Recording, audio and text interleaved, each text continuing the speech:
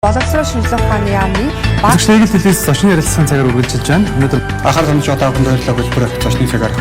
За оройн өдрийн үзэгчтэй манай хөтөлбөр. шинжилгээ хоногийн мэнд төргийн үзэгчтэй хөтөлбөр зочны цагаар За хамтаага үзэгч та бүхэндээ баярлалаа. Хөтөлбөр зочны ярилцлагын цагаар хүргэлжилж байна. За жилдээ нэг 16 мянган гэр бүл гэрлэлтэд батлуулдаг бол за эргээд 4000 орчим цуслуулга гэсэн ийм тоо баримтай. Өөрөөр хэлэх юм бол гэрлэж байгаа 4 гэр бүлийн нэг нь гэр бүлээ цуслуулж байна гэсэн ийм тоо судалгаа байна. За гэр бүлийн тухай хуулийн шинжилсэн найруулгын төслөө бас хэлцэгдэж байгаа. Энэ үед бид Улаанбаатар Эрдэм их сургуулийн эрх зүйн төгсмийн багш судлаач Алтан гэрлийг урьж ярилцахаар өнөөдөр студид авирсан юм аа. Ингээд танд өсвийн өдрийн мэндийг хүргэе. За тэгэхээр яг энэ одоо маш чухал хуулийн төсөл яригдж байгаа энэ үед ер нь одоо та судлаач хүнийхээ хувьд магадгүй яг энэ хуулийн төсөл дээр бидний бас тэр болгон анзаараагүй орхигдсон ер нь одоо ямар агуулга байна гэж үзэж байна. Мэдээж энэ төрөд нөгөө маш олон одоо агуулгыг одоо зарим заалтуудыг бас оруулж ирсэн байсан л да. Зүгээр энэ төрөөс миний зүгээр анзаарснаар ер нь яг энэ хүүхдийн тэтгэлийн асуудлыг одоо гэр бүлийн хуулийг ярихаар бас их онцолж ярьдаг л да. Ер нь бол тэтгэлгээ өгдөгөө цухтаадаг алга болдог нэг ийм хөө тохиолдол их байдаг л да. Энэ тал дээр та бас ер нь юу гэж бодож байна? За тэгээд тантай санал нэг байна. Би бол бас энэ тэтгэлгийн асуудлыг бас ярих гэж ирлээ. Яг энэ чинь бүхлөтэн том хууль сүүлийн 24 жил шахуу хөндөгдөгөө байж байгаа орж ирж байгаа учраас бол олон асуудлууд байгаа. Тэгэхээр ярилцлагын цаг маань богино учраас хоёлаа таны хөндснөр сая хүүхдийн тэтгэлгээ ярих гэж бодож байна. Яг статистикээс харахад одоо бол нэг 15 мянган хүүхэд бол улсын хэмжээнд тэтгэлэг авч ийн гэж байгаа. Гэтэл энэ бол ерөөсөө угаасаа нөгөө мөсөн хууль гэж ярьдаг шүү дээ. Мөсөн хуулийн зүгээр орой. Яагаад орой гэж хэлж байна гэхээр бол шүүхээр орсон ч хүүхдийн тэтгэлэг нэхээгүй зөндөө олон хүмүүс байдаг. За эсвэл шүүхээр ороод гэрэлтээ цуцлуулж чадахгүй яваад байгаа зөндөө олон хүмүүс байдаг. Тухайлбал одоо хариуцагч гэдэг байгаа нөхөр нь жишээлбэл гадагшаагаар авчдаг ч гэдэг хүмүүс бол хаяг нь олдохгүй цугтаагаад идэх тийм ээ. Иннээсээ болоод гэрэлтээ цуцлуулаагүй. Тэгэхдээ нөгөө нөхөр бол ямар нэгэн байдлаар ар гэрээ тийж тэтгэдэггүй. Ингээд цугтаачдаг нэг юм хэсэг байна. За нөгөө 3 дахь хэсэг нь бол нэг хамтран амьдрагч нар гэдэг гэрэлтээ батлуулаагүй гэр бүлээс төрсэн хүүхдүүд бол үндсэндээ баг хүүхдийн тэтгэлгээ авч чадахгүй хаягдчихад идэг. Хуулийн боломж нь бол байгаа. Гэтэл нөгөө иргэд мэддэггүй ч юм уу яадгийн ингээд орхичдаг. Тийм ээ. Тэгэхээр бол гэрэл тэтгэлгээ аваагүй хүүхдүүд бол олон байна. Тэгвэл одоо бол үндсэндээ бол зөвхөн хоёлаа тэтгэлэг тогтоогдсон хүүхдүүдийн хэмжээнд эхлээд яриад үзье л да. Гэтэл 15 мянган хүүхэд тогтоогдсон байгаагаас тал нь аваагүй байна. Өнөөдөр статистикийн мэдээгээр бол 22 оны. За эднэрт хуримтлагдсан хэмжээ 27 тэрбум төгрөг хүүхдийн гар дээр очиагүй байна гэсэн үг. Маш жоохон хүүхдийн тэтгэлэг тогтоод байна шүү дээ. Тухайн амжиргааны төвшингийн одоо 100% 50% гэж. 11-ээс дээш бол 100%, 11 хүртэл бол 50% гэж. Одоо энэ жилийн үед бол 313,400 байна. Энэний чинь за 320 гээд бодоход чинь 160 мянган төгрөг байх гэдэг шүү дээ. 11 нас хүртэл хүүхдэд бол. Тийм ээ. Гэтэл энийг өгч чадахгүй байна. Тэгвэл гадуур үнэн үн яаж өсөж байгаа вэ? Мэдээж аав нь хаяа явцсан, ээж нь 2 3 хүүхдэд тижих гээд ингээд явж байна. Тэгвэл тэр ятгнаа тэр сартаа орж ирэхдээ 160 мянган олдохгүй байх тэр хүүхдүүд яаж амьдрах юм бэ, тийм ээ. Тэгэхээр энэтэй холбогдуулаад би яг энэ хуульд нэг юм санал дэвшүүлээд байгаа юм л да. Улсын төсвөөс эхний удаадаа нэг хөрөнгө гаргаад энэ хүүхдийн тэтгэлгийн эрсдлийн сан гэсэн нэртэй нэг юм сан байгуулчихъя. Тэгэхээр ийм сангийн зохицуултыг энэ гэр бүлийн тухай хуулийн шинжилсэн найруулга дээр нэг бүлэг болгоод нэмээд өгчээ. Тэгээд шүүхийн шийдвэр гарснаас хойш цухтаагаад юм уу төлөхгүй байгаад байгаа ийм хүүхдүүдэд бол хүмүүсийн төлбөрийг нь урьдчилаа тэр сангаасаа хүүхдүүдэд нь аваад өгчээ. Хүүхдүүд маань ядахнаа нэг сардаа нэг хоолтойгоо байж гэж. Тэгээд араас нь харин нөгөө төлбөрөө төлөхгүй байгаа нөхдүүдийн араас явъя гэж. За ингийн тулд хуулийнхаа зохицуултыг дахиад эргэж харах хэрэгтэй. Өнөөдөр жишээлбэл 3 болон түүнээс дээш сараар хүүхдийн тэтгэлгийг төлөхгүй яваадах юм бол зөрчлийн хуулиар тэр нөхөр 100 мянган төгрөгийг л торгуулийн арга хэмжээ авах гэж байгаа байхгүй. Хэдэн саяар цуглагдсан төлбөрөө төлөхгүй явж байгаа нөхөр чинь нэг 100 мянгаыг төлчөөд мултарчгаа бол мэдэн шүү дээ. Тэгэхээр өнөөдөр ийм толгойг нь хэлсэн зохицуулт байна. За хэрв бүр дамжираад эрүүгийн хуулиар аваад үзэх юм бол нэг 6 сараас 1 жилийн хугацаагаар хорих ял гэж байна. Гэтэл өнөөдөр ийм одоо бараг практик байхгүй. Өөрөөр хэлбэл хүүхдийн тэтгэл төлөөгөөсөө болоод шоронд хоригдсон юм байхгүй. Ингээд ихтер нөгөө тэтгэлэг төлөгч нар чинь энэ боломжийг ашиглаад цухтаагаад байна шүү дээ. Цааталт нь хүүхд хохироогоод тэгвэл шүүхийн шийдвэр би заавалчгүй биелүүлэх хэрэгтэй тийм ээ. Тэгэхээр бол хүмүүс ярьдаг л да татвар төлөгчдийн мөнгөөр дахиад бас өрн танаа хийх гээд байна гэж. Яг гэр бүл үр хүүхдийг төр ачаалбуудл өгж байгаа бол нэг удаадаа тийм сангийн байгуулад өгч. Харин тэр зөрчлийн хууль болон эрүүгийнхаа хуулинд зохицуултаа жахан чангатгаад өгч. Тэгэхээр нөгөө төлбөр төлөгч чинь за баларчийнхаар төлөх нь зөв гэдэг юм руу ороод тэгээд тэр хүн төлөө явчихлаар аясаараа нөгөө сангаас чинь хүүхдийн тэтгэлэг чинь дундарсан байсан бол нөгөө төлбөр төлөгчөөс мөнгө буцаж орж ирээд дахиад үрчин тийм ээ. Тэгэхээр нэг ийм сан байх бол яасан бэ гэсэн зохицуулт. Одоо ингээд амьдралын янз бүр ялгаатай ш зарим хүмүүс бол төлөх боломжтой ч юм байна. Одоо бүр төлөгч боломжгүй гэдэг ийм төвшин хүмүүс байгаад байгаа шүү дээ. За наадах чи өөрөө баг би худлаа гэж хэлэх гээд байгаа байхгүй да. Өнөөдөр манад хаан бол ажиллах хүч байхгүй байгаа шүү дээ. Тийм биз одоо бүхэл хүмүүст гэж байгаа ажиллах хүч байхгүй нэ гэж. Тэгэхээр тэр хүн төлөхгүй дээ л байхгүй да. Тэрнээс ажилгүй гэж байгаа. Тэгвэл ажилгүй бол очиод тэр хаанч юу ч хийгээд цалингаа аваад тэрнийхээ 50% хүүхдэд өгөлдөө. Үсгүй л байхгүй. Тэд нар яадгүй гэхээр бол дансыг хаачдаг учраас нэг таньдаг хүнийхээ дансаар мөнгөө хийгээд идэг. Нэр дээр нь хөрөнгө байх юм бол хураачих гэдэг учраас ах トゥ хамаатан садныхаа нэр дээр хөрөнгө ячдаг. За тэгэл хөрөнгөтэй мөнгөтэй хэвээ амьдраад идэг. Зүгээр тэр хүн өгөхгүй л гэсэн санаатай байхгүй.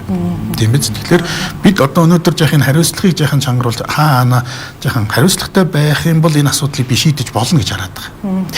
За үүнээс гадна энэ тэтгэлэгтэй холбоотой сая бол хоёлаа шүүхийн шийдвэр гарснаас хойшгийг нь ярьлаа. Тэгвэл амьдрал дээр яаж ийм гэхэлэр бол гэрэлтээ цуцалж чадахгүй яваад байгаа зөндөө олон хүмүүс байна. Энэ дээр нэг болцол нь юу гэхээр чи хэрвээ надаас хүүхдийн тэтгэлэг нэхэх юм бол гэрэлтээ цуцлахгүй гэж байгаа байхгүй. Тэгэхээр чи эн чинь хүүхдийн тэтгэлэг гэдэг чинь гэрэл цуцлах дээр нэг тийм барьцааны байдалтай юм болж орж ирж штэ. За тэгээд эсвэл хаяг нь олдохгүй зүхтаадаг эсвэл бүр хил даваад яваад гэдэг. Ийм хүмүүс бол жишээлбэл ерөөсөө огт хүүхдийн тэтгэлэг төлөхгүй болчихж байгаа. За тэгээд нөгөө хүүхд чи 18 хүрэхдээ тэрнээс хойш хүүхдийн тэтгэлэг нэхэх боломжгүй болчихж байгаа. Ингээд энэ хүн хэрв 5 настай зэн салаа явсан бол нэг 13 жил нагвар цагаар ингээд цогтж байгаа л 18 хүрчээр энэ хүн тэтгэлгээс чөлөөлөгдөж байгаа байхгүй. Насан турсан. Тий.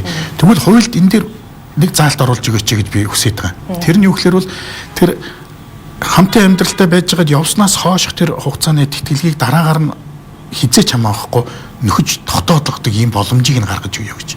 Тэгэх юм бол энэ хүн хэрүүл насан туршдаа л Монголд ямар нэгэн байдлаар л байх юм бол тэр цугтаасан тэтгэлгээ дараагаар нь хизээ нэгэн цагт өгөх ёстой. Ингэж үйлчлэх юм бол одоо энэ хүн за сүүлд нь хар мянган ийм хоримтлагдсан юм дээр бууж яхаар тэр сар сард нөхөн зөв гэдэг ийм сонголт руу энэ орох гэдэг нь шүү дээ. Тийм ээ. Тэр ийм хуулийн зохицуултыг бас энэ хуулинд хийгээд өгмөр санагдаад байна. Ингэх юм бол бас нэлээ асуудал бол зэгцэрчмээр харагдаад байна. Та дөрөв бас нөгөө гадагшаа авахар хариуцагч нь олдохгүй тэгээ ингээд нөгөө тухайн нөгөө тэтгэлэг үг хүн ингээд олдохгүй нэг ийм асуудал байгаад байдаг гэж хэлж байна. Хуульд л яг нэг давуу юм орж ирсэн. Юу гэхээр бол хамтын амьдралтай амьдраагүйгээс хойш нэг 10 жил болчих юм бол гэрэлтийг бол одоо ингээд цуцалчиж болно гэсэн нэг ийм хуулийн зохицуулт орж ирж байгаа байхгүй. Тэгвэл энэ дээр нэмэх нь тэгвэл тэр хугацааны хүүхдийн тэтгэлгийг тэгвэл нөхөж өлгөнө.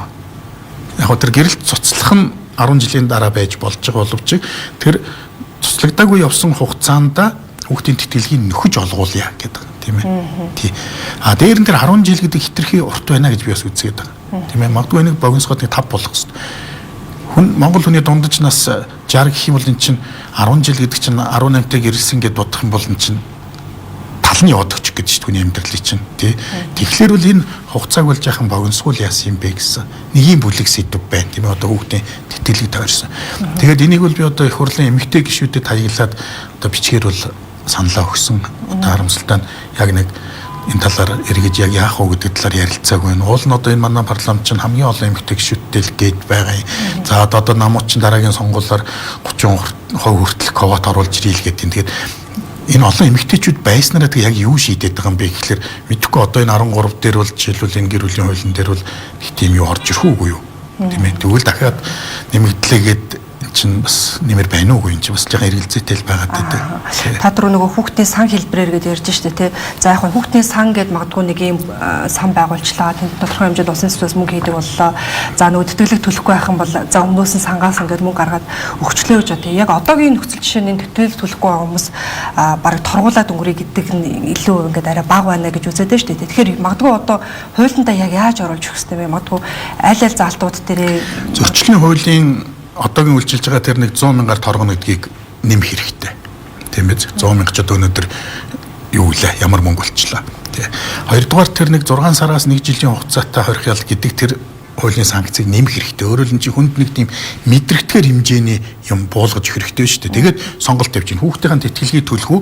Шоронд та 3 жил суух уу гэх юм бол тэр хүнд чинь одоо заас 3 жил ч одоо юу шүү. Нэг 6 сар гэх юм бол хүн бараг 6 сард нь суучаад тэрийг гэвэл яах юм. Тийм биз. Тэгэхээр бол өндөрхөн тавьж өгж жагаад нөгөө талдаа хүүхдийн тэтгэлгийг төлөвлөх боломжийг би ингэж л харж байгаа. Манай энэ зөрчлийн хуулийг бол хүмүүс бол айгүй хэцүү хууль гэдэг. Би бол хэрэгтэй хууль гэж байгаа чинь нийгмийн амьдрал чинь ингэж л шахаж тэр болдгоо хүмүүсийг шахахгүй бол болохгүй шүү дээ. Тэгвэл өнөөдөр гудамжинд нус цэрээ хаях ил задгаа бийдсэх юм бол 21 жир гэж 20 мянгаар торгуулъя гэж шүү дээ. Тэгвэл энэ хүнд яг хөшүүрэг болж чадах юм уу? Тийм биз. Тэгэхээр одоо энэ зөрчлийн хуулийн дээр байгаа тэр нэгжийг ч гэсэн би бол ер нь өөрчлөх ёстой гэж хараад байгаа. Нэг талдаа нэг юм хандлага байна уу гэж харагдаад байна л да. Би одоо энэс салж байгаа юм чи гэр бүлээ цуслуулж байгаа юм чи би энэс одоо мөнгө авахгүй гуйж амьдрахгүй гэд нэг юм хандлага байгаа. Хүүхнүүдийн хувьд Ярдал нэг хэлцгийж яриад байна л да. Тий, яг зүгээр тэр бол тэр хүний л бодол болохоос биш тэр хоёроос тусдаа хүүхдүүд байна шүү дээ, тийм ээ. Тэр хүүхдүүдийн өмнөөс тэр ээж тийм шийдвэр гаргаж болохгүй байхгүй юу? Тий. Тийм учраас авах ёстой юм аавна. Тэр чинь тэр эмэгтэйд ч өгч байгаа юм шүү, тийм ээ. Тэр хүүхдүүдэд өгч байгаа. Өөрөөр хэлбэл тэр гэр бүл байсан бол тэр ихтгэл мөнгийг тэр хүүхдүүдэд зарцуулна шүү дээ, тэр салаа явсан нөхөр. Тийм. Тэгвэл одоо зүгээр нэг тэр амжиргааны доод түвшингийн жоохон мөнгө авъя ихт яагаад тэрнээс цугтаагаад байгаа. Тийм биз. Тэгэхээр эн чинь угаасаа хүний аягүй тийм ус чанарын юм яригдэж штт. Тэ. Магадгүй тэр хүүхдийн одоо тэр санд магадгүй одоо 160 мянга гэж бодлоо гэхэд ер нь хэд орчим төгрөг магадгүй улсын төсвөөс тусгаад ах юм бол тодорхой хэмжээнд эргэж олох боломж нь яах вэ? Яг зөвөр ерөнхий сайд маань бол яриад байгаа шүү дээ. Одоо улсын төсөв эерэг гарлаа тий. Одоо улс 4 тэрбум гаруй доллартай болчлаа. Цаашдаа ч гэсэн 1 хүн оногдох дотоодын нийт бүтээгдэхүүн өснө гэж эдийн засгийн үзүүлэлтүүдийг сонсоход бол айгүй сайхан юм байна. За тэгвэл тэгж харж байгаа тэндээсээ нэг юу гаргаад тавьчихвал тавьчих шүү дээ. Тэрийг бол мэдээж өстой засгийн газар хууль тогтоогч нарын хэмжээнд байх бах. Гэхдээ мэдээж зүгээр ямар хэмжээнд байвал яг ингээд өгөөд буцаж сэлбэгдээд яваад байх уу гэдэг дээр тооцоо хийх байх эрх хүмүүс нь бол тий. Эдийн засгийн хувьд боломж байна гэж би хараад байна. Тий. За одоо яг нөгөө гэр бүлийн харилцаа гэж ярихаар одоо салалтын бараг ихэнх шалтгаан гэр бүлийн одоо энэ гадуур харилцаатай холбож их тайлбарладаг л да. Тэгэхээр энэ одоо гэр бүлийн одоо энэ гадуур харилцааны талаар бас энэ хуулийн шинжилсэн найруулгын төслийн үед ч гэсэн бас мэрсэр бас ингээ яригдлаа л да. Тэгээ энэ тал дээр таны хувьд бас ер нь юу гэж бодож байна? За тэгэхээр яг үгүй зүгээр хүмүүс бол зарим хүмүүс бол миний энэ тэнд ярьсан яриаг бол сонсчвал нэлээд жах эсэргүү яриа байна л гэдэг юм л да. Тий. Тэгэхээр мэдээ шин эмчийн хүнд бол тэр болгон заримдаа одоо буудаггүй тийм ээ. Миний санаа бол яаж юм гэхээр бол гэр бүл салж байгаа шалтгааны айгүй бас том хувь нь бол гэр бүлийн гадуур харилцаа бие биедээ үнж биш байх асуудал байна. За нэг нөхөр нь нэг эмэгтэй сэтгэл алдраад айжимдаа ингээд хөндөрөөд ингээд тэрийг дагаа явж байгааг бол одоо ёстой хүний ёс зүйг шүүж болохгүй гэдэг тэр ангилд багтааж болох юм. Гэтэл олон биш боловч нэг хэсэг нь бол боломжтой ажилтай нэр хүндтэй ийм одоо бидний нэг баян гэдэг одоо магадгүй тийм залуучуудыг охтууд ялангуяа тийм биз амар хялбар амьдрах гэсэн охтууд цоон байгуулалттайгаар салгаж суух асуудал яригдчихэв. Энэ бол би гэмт хэрэг гэж хараад байгаа байхгүй юу? Ялгамаар байна шүү дээ. Зүгээр энэ хууль өргөн барих үед нөгөө хин Баттүмбэр хин бүрт орж гişүүн асуусан шүү дээ. Тэгсэн чинь энэ хоёр сайд юу гэсэн гэтэр бол юу яахгүй хүний сэтгэлийг шүүхгүй гэсэн.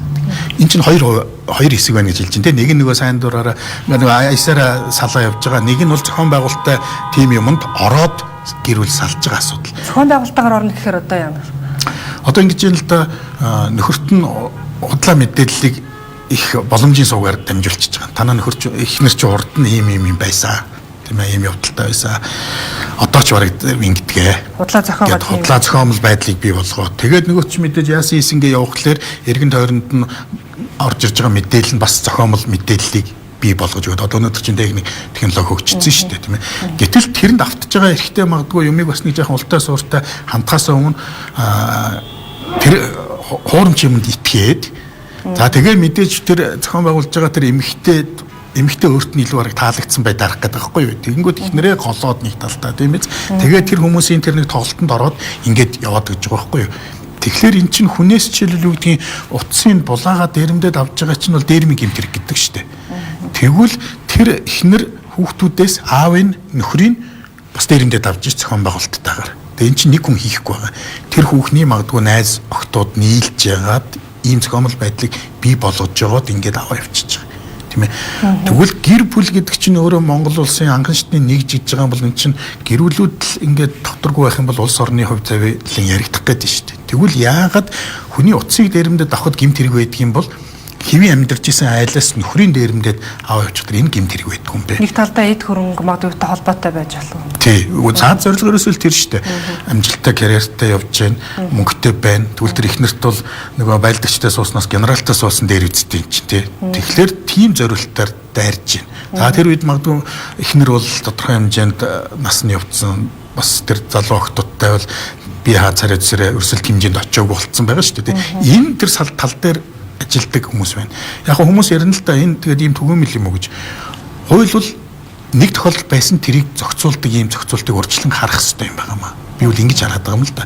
Тэгэхээр ерөөсөө гэр бүлийг санаатаагаар зохион байгуулалтаагаар үүмүүлж ингэж одоо хэн нэгний салгаж авч байгаа энэ үйлдэл маань өөрөө гэмт хэрэг юмаа гэд тогтоочих юм бол айгүй олон хүмүүст бол за энэ чи бас дараа нь бас балрын шүүх гэдэг нэг юм юм өгөх ёстой гэж байхгүй юу. Одоо сая нэг хэсэг бол арх уух юм бол одоо тэр согтуу жолоочийг шууд шорон тори гэдэг энэ нийгмийн хэлцүүлийн хэсэг яваад унтарлаа. Тэгэхэд цагдаагаас гарч ирсэн мэдээлэл юу гэхээр энэ хугацаанд арх уусан жолоочийн тоо 2 дахин буурчлаа гэсэн шүү дээ. Үгүй эн чинь нөгөө нэг хүмүүсийн сэтгүүд нөлөөлөд нь шүү дээ тийм ээ. Арх уугаад явах юм бол шоронд орох юм байна гэж. Тэгвэл зохион байгуулалтаар гэр бүлийн хэн нэгнийг салгаж суух юм бол эн чинь эргээд гэмт хэрэг болох юм биш үү гэх юм бол хүн бас бодно одоо за энэ ч хамаагүй ингэж болохгүй юм байна гэж. Тэгэхээр өөрөөр ийм хууль зүйн хамгаалтыг хийж гэр бүлийг бас баталгаажуулж өгөхгүй бол зүгээр нэг юм тунхын шин чанартай юмнууд яваад. Одоо бол зүгээр иргэний хуулиар сэтгэл санааныхаа хохирлыг хэмжилж авах зохицуулт орсон штэ гэдэг байгаа байхгүй. Тэр чинь зүгээр нэг 5 цагаас авах асуудал яригдчихэв. Зүгээр би энэний ингээд сүгэлд очих ингээд хор хөнөөл нь насар их мөгш харагдаад байна л да. Нэгэнтээ магадгүй зохион байгуулалтаар худлаа мэдээлэл тараагаад ингээд гэр бүл салжлаа гэхэд дараа нь нөгөөдгийн магадгүй одоо ингээд хууль шүүхийн байгууллагаар явуулаад энэ хүн худлааг бүтгэсэн байна гэд тогтоогдсон ч хэдий ч эргээд нөгөө тухайн хоёр хос нийлсэн ч нийлээгүй ч ингээд тийм нэг сэтгэл нэг сэвтэй ч юм уу нэг юм. Тий, яг хөө зүгээр өөрөө энэ үйл явдлын дараа тэр гэр бүл бүтэн байж чадахгүй гэж хэлэх гээд байна л да тийм ээ. Гэхдээ тэр гэмт үйлдэл хийсэн гин буруутай хүн ямар нэгэн шийтгэл оноох хэрэгтэй шүү дээ.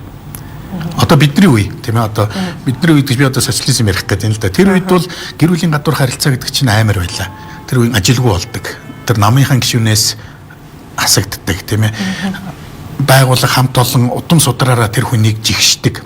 Одоо өөрөөр хэлбэл ёс зүйн хүлээс нь байдаг байлаа л да гэр бүл бол одоо л тийм байхгүй болчихлоо шүү дээ. Одоо л нэг чадж байгаа юм дарга байхгүй гэдэг энэ зарчмаар те хүн болгон дуртай юм хийнэ гэдэг ийм болцсон учраас одоо ёс зүйн хариуцлага бол хүнд ямар ч хамаагүй байхгүй. Тийм учраас энэ дээр хуулийн хариуцлага л одоо ярих хэрэгтэй болчиход байгаа байхгүй юу. Ингэж сая бас нэг тийм хөнгөн хийсвэр аргаар амьдрах гэсэн хэсэг бүлэг хүмүүсийг хуулиар ингэж хязгаарлаж өгөхгүй бол болохгүй. Миний санаа бол энэ тийм ээ. Тэгээ энэ бол өөрөө нэг удаагийн энэ 20 минутын нэвтрүүлгээр яриад өнгөрөх биш. Энийг бүгдээр нийгмийн хилцүүлэг болгоод яг яах ёстой юм. Яг хуу зарим хуульчнаар бол энэ бол яг нэг сэтгэл зүрхийг шүүх гэдэг юм л гэдэг юм л да. Гэхдээ би бол энэ бол жаахан ялгаатай юм байна. Үйлдэлийг шүүх гэдэг. Өөрөөр тэр хэсэг бүлэг муу санаатай хүмүүсийн зохион байгуулсан үйл ажиллагаагийн шүүх гэдэг юм. Тийм биз? Нэг талдаа эргээд энэ нөгөө гэр бүлийн боловсралтай бас холбогдох юм уу гэж бас харагдаад байна л да. Тийм одоо бидний яриа нэлээд өгч байна. Тийм. Яг бас яг би энэ сэдвийг хөндөг хэвээр. Юу гэхээр бол өнөөдөр бол Монгол улсад энэ гэр бүл салалт бол гамшиг болцсон. Энийг бол ерөөсөө хаана хүлээн зөвшөөрөх хэвээр. Одоо гудамжны төгжрийн отоо хоёр бол гамшигыг зөвшөөрсөн. Тэгвэл гуравт нь энэ гэр бүл салалт бол Монголд гамшиг болсон гэдгийг хүлээн зөвшөөрөх хэвээр. Одоо би нэг судлаачийн хувьд бол энэ тэнцвэр яваал ингээл нийгмийн ажилтнуудтай болцоо сургуулиудад ингээ явахлаар тэнд бол нэг 20-30% бол ангийн хүүхдүүдийн 20-30% нь аав ээж нь салсан гэдэг энэ судалгаа бол байна. Энэ бол хамгийн доотлол нь. Зарим ангид бүр 50 хүртэл байна. Эн чинь ингээд үзэхдээ бидний ирээдүй чинь дандаа ийм хагас тутмын амьдрал дундуур гарч ирж штэ. Тэгээд Монгол улс нэг л мөнгө л яриад байгаа болохоос биш дараагаар нь энэ олон салсан нийлсэн гэр бүлүүдийг яах юм. Эн чинь яг нэрээр ярих юм бол үндэсний аюулгүй байдлын асуудал байхгүй юу? Гэр бүлүүд ийм тогтворгүй байхлаар энэ дундраас гарч ирж байгаа хүүхдүүд чинь ямар хүмүүжлэлтэй, ямар боловсралтай, мэдлэгтэй хүн гарч ирэх юм. Тиймээс тэгээд ийм хүмүүс дараа нь Монгол улсыг авч явна гэхэлэр итгэл төрөхгүй байгаа байхгүй юу? Тэгэхээр энэ гэр бүлийн боловсрал гэдэг имийг сайн суулгаж өгөх нь бол ерөөсөө бүр их чухал байна. Яг хуулинд бол төрийн байгууллагуудад үүрэг болгож өгсөн боловч тэр нь бас л нэг тийм тунхын шин чанартай. Яг хэрэгжихгүй. Тэрийг аюул тодорхой болгож өгөх ёстой байна тийм ээ. Тэгжиж сая одоо гэр бүлийн хуулийн дээр ингэж байгаа. Гэрлэгчид гэрэлтийн баталгаа авахаасаа өмнө гэр бүлийн боловсрол олох сургалтанд хамрагдана гэж байгаа. Аав ээж нь хэлж өгөөгүй, цэцэрлэгт хэлээгүй, сургуульд хэлээгүй юмыг нэг гэрлэх гээд нэг хормынхаа бэлтгэлийг хийж явахдаа тэр хоёр нэг сургалтанд суугаад гэр бүлийн боловсрол олоод авчихын гинэ. Тэгвэл энэ шиг бодлоо юмар яах юм. Тийм ээ. Өнөөдрийн одоо хуулинд тусцсан байгаа зохицуулт ерөөсөө л энэ. Тийм. Ерөөсөө л зүгээр л хэлбэр штэ. Тэгвэл энэ чинь бүр багаас нь явах хэрэгтэй тийм ээ. Аав нь ээжээ яаж хүндэлдэг, ээж нь аав нь яаж хүндэлж гэдгийг чинь хүүхдүүдэд бодитоор нь харуулад явах. Цэцэрлэг дээр нь бие биендээ яаж хүндэтгэлтэй хандах тухай тийм ээ. Одоо 12 дугаар ангийн би сурах хичээг авч үзлээ л дээ. Тэгээд тэн дээр тэр иргэний ёс зүйн боловсрол гэсэн юу вэ? Тэгээд тэр хичээлийн нэг 10% нь байна уугүй тэр нэг гэр бүлийн боловсрол болох сургалт. Тэгээд тэр сурах хичээл ингээд гүйлгээ харсан чинь тэн дээр тэр зурцсан тэр зураг анч гэж хаашаа янзын зургийн одоо техник технологи хөгжиж байгаа чинь бидний одоо 30-40 жилийн өмнөх нэг цагаан толгоон дээр нэг зураг зурцсан юм шиг нэг тийм сонин зурагтай тийм өнөөдөр хүүхэд тэрийг хараад зүгээр матарлаад инээд нүрээ сууж байгаас биш тэндээс мэдээлэл авах юмс боломжгүй тийм агуулгын хувьд бол яах вэ тийм ерөөсөө л нэг тийм бас л нэг тийм тунхагийн шин чанартай тэгээд тэр хичээлийг зааж байгаа багш нартай уулзаад асуухлаар бид нар угаасаа багш болох гэж сурж байхдаа чинь тухай ерөөсөө юу байгаагүй шүү дээ багш нараар заалгаагүй шүү дээ гэж байгаа. Тэгээ та яаж яддаг гэсэн чинь гэхдээ би тэгэл өөрөө нэг юм бэлддэг гэж байгаа. Тэр хүн өөрөө аав ээжээс ямар ч гэр бүлийн боловсролын сургалт аваагүй. Ихтэй сургалтанд заагаагүй. Тийм ээ. Одоо өнөөдөр тэр хүн гэр бүл гэдгийг яаж харж байгаа юм. Тэгэхээр эн чинь нэг тухайн хүний нэг үзэл бодлын хэмжээнд л тэр хичээлийг ингээд урсгалд нь хайдсан байж штэ. Тийм ээ. Тэгээ ийм байхлаар чинь бид нар хүүхдүүдэд 18 нас өрөнгөт нь одоо жишээлхэд бол нөгөө сэлж чаддаггүй хүнийг ямар ч аврах хамтаа зүгээр хөлгөө далаар өдлөхөд оролцсонтай л адилхан шүү дээ. Гэхдээ юугаа мэдэхгүй 18 та хүүхд чинь амьдралд яаж хөлөө олох юм? Салхан тодорхой байхгүй юм чинь. Тий. Тэгэхээр нөгөө таны хэлдгээр магадгүй системтэй бид нар явах. Энэ ерөөсөө бүр багаас нь өнөөдөр баг гэрлэгч яхад нь гэр бүлийн боловсрол олгох биш. Энэ бол ерөөсөө багтун тухайн хүүхэд төрөөсний дараа системтэй боловсрол олгох хэрэгтэй. Тухайн насанд нь тохирсон магадгүй хэлбэрээр ч юм уу. Яг үнтэй.